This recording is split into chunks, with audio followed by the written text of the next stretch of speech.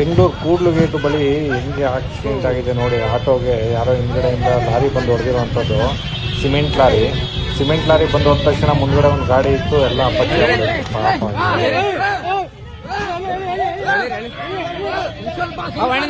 ಪಾಪ.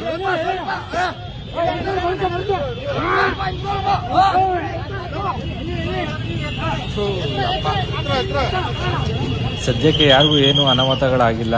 ಗಾಡಿ ಮಾತ್ರ ಫುಲ್ಲು ಸ್ಕ್ರಾಪ್ ಆಗ್ಬಿಡೈತೆ ಅಷ್ಟೇ. ಡ್ರೈವರು ಸೇಫ್ ಆಗಿದ್ದಾರೆ, ಯಾರಿಗೂ ಏನೂ ಆಗಿಲ್ಲ.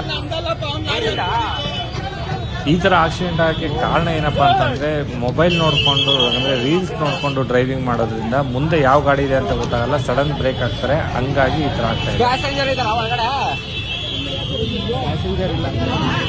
ಪ್ಯಾಸೆಂಜರ್ ಇದ್ದಾರಾ?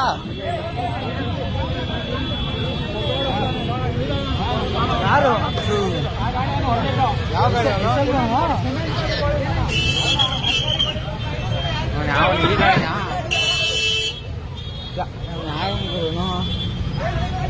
ಅಲ್ಲ, ಗುದ್ದುಬಿಟ್ಟು ಇಲ್ಲಿ ಆಕ್ಸಿಡೆಂಟ್ ಆಗಿದ್ದು ಗಾಡಿ ಒಳಗೆ 3 ಜನ ಕೂತವ್ರಲ್ಲ, ಏನು ಮನ್ಸಪ್ಪ ಇರೋದು ನೋಡಿ ಹೆಂಗೆ ಕುಂತವ್ರೆ ಅಂತ.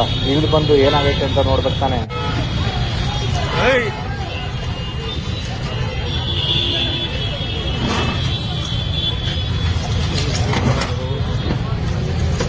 ನೋಡಿ ಆಟೋ ಪರಿಸ್ಥಿತಿ ಹೆಂಗಾಗಿದೆ ಅಂತಂದರೆ ಫುಲ್ ಸ್ಕ್ರ್ಯಾಪು. ಇದನ್ನು ರೆಡಿ ಮಾಡ್ಸೋಕ್ಕೆ ಆಗಲ್ಲ. ಇದು ಫುಲ್ಲು ಟೋಟಲ್ ಲಾಸ್ ಅಂತಲೇ ಹೇಳ್ಬೋದು. ಇನ್ಶೂರೆನ್ಸ್ ಲ್ಯಾಪ್ಸ್ ಮಾಡಿಕೊಂಡ್ರು ಫುಲ್ ಲಾಸ್ ಬರುತ್ತೆ. ಆದರೆ ಯಾವ ಥರ ಆಕ್ಸಿಡೆಂಟ್ಗಳಾಗ್ತವೆ ಅಂತಂದರೆ, ಅದಕ್ಕೆ ಡ್ರೈವಿಂಗ್ ಮಾಡ್ಬೇಕಾದ್ರೆ ಯಾರು ವೀಡಿಯೋಗಳನ್ನ ನೋಡ್ಕೊಂಡು ಡ್ರೈವಿಂಗ್ ಮಾಡಬೇಡಿ.